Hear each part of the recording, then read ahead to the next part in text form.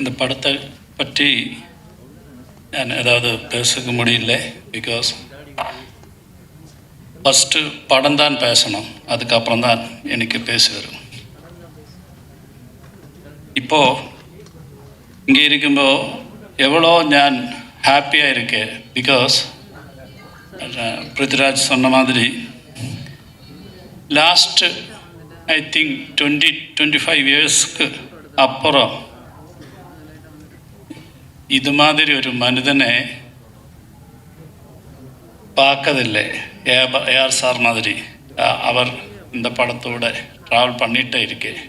I think நிஜமாக சும்மா அவரை வச்சுட்டு போய் சொல்லலை, நிஜமாக தான் இந்த ஒரு ஆர்டிஸ்ட்டு அவரோட மியூசிக்கு அவர் பண்ணது படத்துக்காக இவ்வளோ டெடிகேட் பண்ணது ஐ திங்க் அது சொல்லித்தான் ஆகணும். அதுதான் என்னோட நன்றி.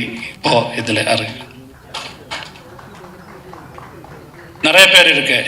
பிருத்திராஜ் இப்போது என்னோட தம்பி மாதிரி தான். அதுதான், அதுக்கு மேலே எதுவும் சொல்ல வேண்டியில்லை.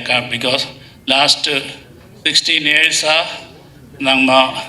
அவன் சொல்லியாச்சு, அவன் மேரேஜ் ஆயிடுச்சு, குழந்தை ஆயிடுச்சு, எல்லாமே ஆயிடுச்சு.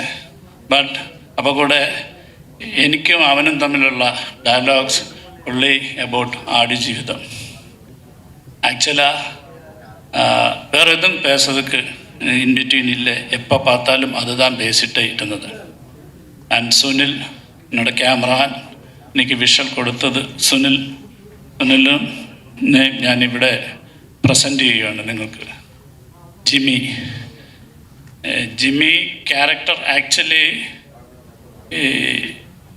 இந்த புக்கில் மோசஸ் மாதிரி தான் அந்த ரைட்டர் எழுதி வச்சுருக்கேன். பிகாஸ் இவங்களை எல்லாமே டெசர்ட்டில் നിന്ന് എടുത്തിട്ട് കാപ്പാത്തുക്കാக ഇരിക്കണ ഒരു ഗോഡ് എല്ലാ പ്രസൻസും ഇരിക്കണ ഒരാൾ മാതിരി தான். அதுக்கு அவரோட ஃபிசிக்கு, அவரோட ப்ரெசன்ஸு, அவரோட ஸ்மைலு உங்களுக்கு தெரியல, எவ்வளோ பியூட்டிஃபுல் ஸ்மைலு எல்லாமே அந்த கேரக்டருக்கு ஒத்து வந்தாச்சு. വളരെ ரொம்ப நன்றி. இந்த படம் கேரளா மக்கள் மட்டும் இல்லை, இது மாதிரி சர்வைவல் நம்ம சவுத் இந்தியாவில் நிறைய பேர் கல்ஃபில், சிங்கப்பூரில், மலேசியாவில் எல்லாமே போய் ரொம்ப ஆൾക്കാർ വലിയ അച്ചീവ്മെൻറ്റ്സ് എല്ലാം பண்ணி വലിയ പണമെല്ലാം സമ്പാദിച്ച് ഇരിക്കുന്നവരെ மட்டும்தான் നമുക്ക് தெரியும். பட் நிறைய ആൾക്കാർ ലൈഫ് മിസ്സിങ് ആയിച്ച്, ഫാമിലി മിസ്സിങ് ആയിച്ച് இப்போவும் அலைஞ்சிட்டே இருக்கே, நமக்கு தெரியல.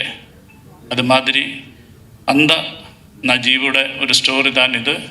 பட் எதுக்கு ஹோப் ஒரு சாங்கு ப்ரொமோஷனுக்காக பண்ணியதுன்னு வச்சால் அதுக்கும் காரணம் ரஹ்மான் சார் தான். காரணம் இதில் இந்த படத்தோட ஒரு பொலிட்டிக்ஸ் கூட அதுதான். எதுக்கு இந்த படம் என்ன பேசுதுன்னு வச்சால் எவ்வளோ நம்ம ஸ்ட்ரகிள் பண்ணியாலும் சர்வைவ் பண்ணியாலும் ഉള്ളിലൊരു ഫയർ ഇരുന്നാൽ, ഹോപ്പ് ഇരുന്നാൽ ലൈഫിലെ തിരുപ്പി സക്സസ് பண்ணலாம், ലൈഫ് തിരുപ്പി എടുக்கலாம். அந்த மாதிரி ஒரு வார்த்தை.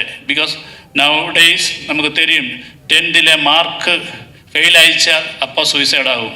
ഏതോ ഒരു എക്സാമിന് മാർക്ക് കമ്മി അയച്ചാൽ അപ്പോൾ വഴക്ക് പറയുന്ന നനച്ച് ഒളിച്ചു പോയിടും, അല്ലെ സൂയിസൈഡ് பண்ணும். அந்த மாதிரி டிப்ரெஷனில் போயிருക്കുന്ന ഒരു ലെവലിൽ ஹோப் இருந்தால் இந்த சப்ஜெக்டுக்கு எவ்வளோ கஷ்டப்பட்டாலும் கூட ஒரு நாளுக்கு திருப்பி സക്സസ്സിലെ വരാം എന്നുള്ളൊരു മെസ്സേജ് താൻ இதோட மெயினாக பொலிட்டிக்ஸ். அந்த இது தான் நம்ம we are trying to telling through this movie. எல்லாருக்கும் இந்த படத்தில் நீங்கள் பார்த்து அதுக்கு സപ്പോർട്ട് பண்ணணும்னு ആശിക്കുന്നു. Thank you.